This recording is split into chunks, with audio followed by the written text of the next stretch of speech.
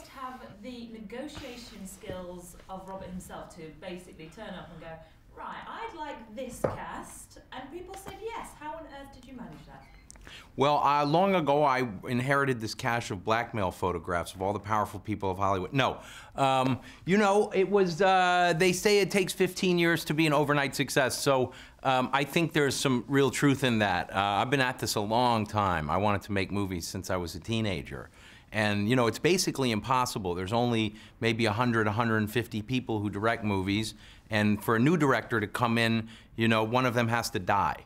And so, you know, short of that, you've really got to do whatever you can think of to get a movie together.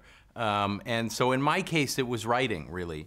I had started out writing a book. I wrote a book interviewing movie directors, asking them how they became movie directors. That's how determined I was to get this information.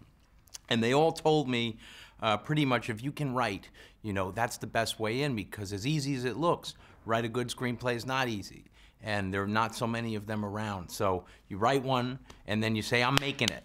And if you want to take it, you're going to have to take it from my cold, dead hands. So, so that's sort of what I did. You know, this is screenplay number 11, but as far as anyone watching knows, it's the first one. And how did it go then? Because obviously, let's face it, Richard got a Golden Globe nod for this. You must have, when you saw that, just been so proud and so thrilled.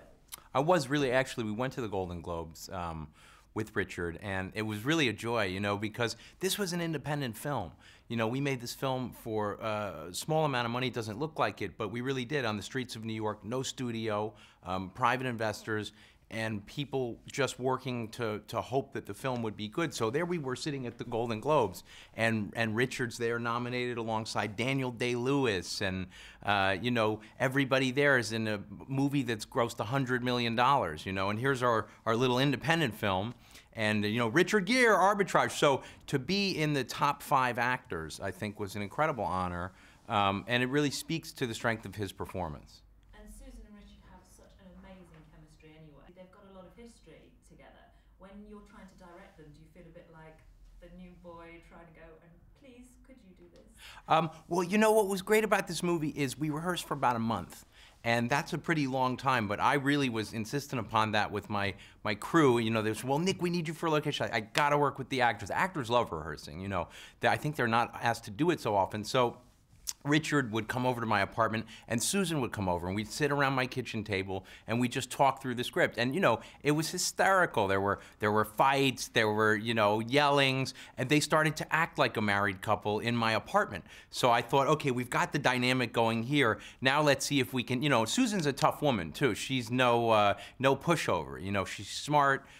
She's focused, she's got a great moral center, so she was ready to take Richard to task. You know, they started treating each other like the characters in the movie. I'll never forget at Sundance, we unrolled the film at Sundance, and somebody said, well, how does the movie end? You know, does the wife get him, or does he get the wife? You know, and they really have very different views of it. I don't want to give too much away to the audience, but Richard's saying, you know, she'll be back, and she's saying, that's it, I'm done with him. So even down to the release of the film, after it was made, you know, there they were with their different viewpoints and battling it out like a real War of the Roses. So it was very fun to watch.